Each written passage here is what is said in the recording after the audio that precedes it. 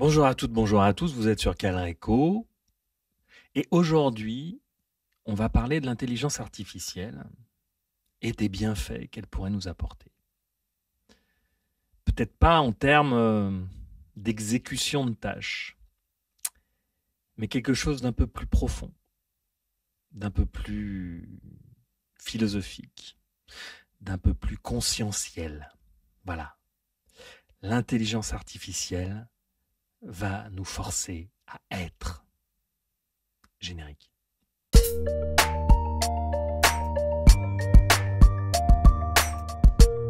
Calreco.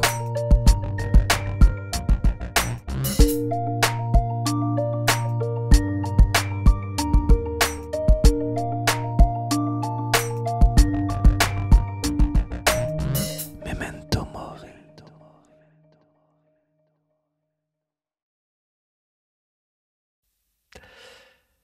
L'intelligence artificielle est partout, elle est là, elle écrit, elle code, elle pense, ou plutôt elle articule notre pensée, elle nous aide.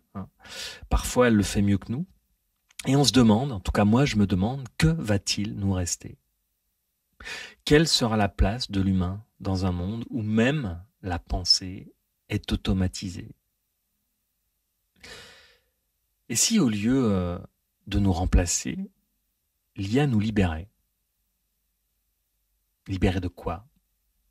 Eh bien peut-être du mental, du petit hamster qui pédale dans notre boîte crânienne, de ce bavardage incessant dans nos têtes, de cette agitation cognitive qui nous empêche d'être. Et si l'intelligence artificielle, paradoxalement, nous forçait à redevenir humains, nous forçait à être avec un grand E? L'IA ne rêve pas, elle calcule, elle n'imagine pas, elle compile. Elle excelle dans ce que l'humain a sacralisé pendant des siècles, la logique, la déduction, l'analyse, la stratégie, la planification, et ça c'est très bien. Ça nous a bien aidés, on a fait des belles choses avec. Chez les humains, c'est le mental qui s'occupe de tout ça. Et bientôt, peut-être qu'on pourra dire, chez les humains, c'était le mental qui s'occupait de tout ça. C'était le mental qui a permis de construire nos sociétés, nos institutions, nos technologies, ce mental qui a dominé tout le reste.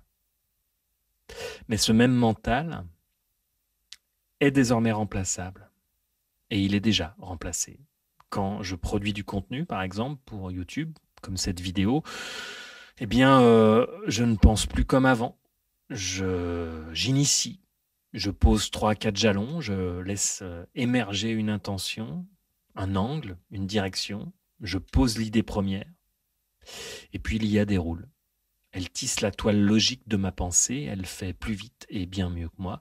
Alors, si le mental n'est plus notre domaine réservé, que va-t-il nous rester? C'est la question. Que nous reste-t-il? Eh bien, il nous reste l'être, car c'est l'être qui précède la pensée.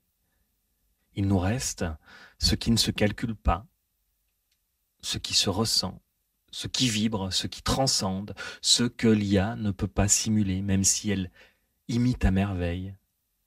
L'être, l'intuition profonde, la présence, la conscience. Si l'IA prend en charge le domaine de la réflexion, peut-être que l'humain, lui, va devoir plonger en lui et visiter ses profondeurs, réapprendre à ressentir, apprendre à incarner, à vivre pleinement le bon et le mauvais, mais vivre sa réalité, vivre sa vie avec son corps. L'air qui vient pourrait bien être celle de l'initiation. Pas de l'initiation au sens mystique, mais l'acte d'initier. Initier une idée, initier une émotion, initier un mouvement, être à l'origine sans vouloir tout maîtriser et peut-être aurons-nous enfin le temps de ne plus penser sans cesse, puisque l'on pourra penser pour nous, et nous pourrons simplement être. Alors, peut-être que l'humanité va se scinder en deux. C'est ce que j'imagine dans le spectacle de Calreco. Voilà, deux humanités. Laurent Alexandre et ses petits copains transhumanistes fusionneront avec les machines, devenant des post-humains, développant des capacités mentales amplifiées, et les humains, eux, développeront des capacités subtiles, une forte intuition, une forme de médiumnité, des voyages astraux, c'est déjà le cas, une plongée plus profonde dans la conscience, en quelque sorte une humanité bio, sans silicium ajouté, une humanité en lien profond avec le conscient, avec le subtil, connecté à tout le vivant. Les machines auront la logique, l'analyse, la performance, et nous retrouverons la vulnérabilité, la présence, la vérité du vivant. Car il y a une chose que l'IA ne pourra jamais vraiment reproduire, c'est l'émotion incarnée. On peut créer un robot chanteur, par exemple. On peut simuler un discours émouvant, mais le souffle, la chair, la présence réelle d'un être humain qui vit une émotion, ça, c'est inaliénable. Parce que l'émotion ne se programme pas. Elle traverse, elle habite, elle transcende. Et pour la transmettre, il faut un corps de chair, une conscience incarnée. Alors peut-être que demain, eh bien, les artistes, je le souhaite, les artistes du spectacle vivant, les poètes, les conteurs, les chamans modernes seront les piliers de notre humanité. Il y aura donc deux humanités, je le pressens. C'est mon intuition qui parle. Deux humanités, celle des post-humains augmentés, fusionnés à l'IA, ultra performants dans la pensée, et celle des humains connectés à eux-mêmes, profonds, présents, vibrants. Le mental sera pour les post-humains et l'être pour nous.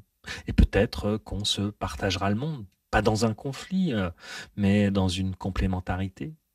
La pensée sans corps et le corps habité. L'intelligence artificielle et la conscience incarnée. Alors oui, l'IA va transformer nos vies. C'est déjà fait d'ailleurs. Il y a peut-être danger. Vous pouvez, si vous le voulez, aller jeter une oreille au podcast que j'ai posté il y a quelque temps, l'interview avec Maxime Fourne sur ce sujet. C'est très intéressant. C'est un peu flippant, mais c'est très intéressant.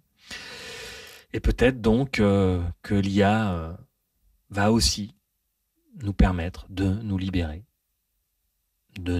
du mental tyrannique, de la pensée compulsive, de l'obsession de produire, et qu'enfin nous apprendrons à être entièrement, simplement, profondément. C'est peut-être le miracle derrière la catastrophe.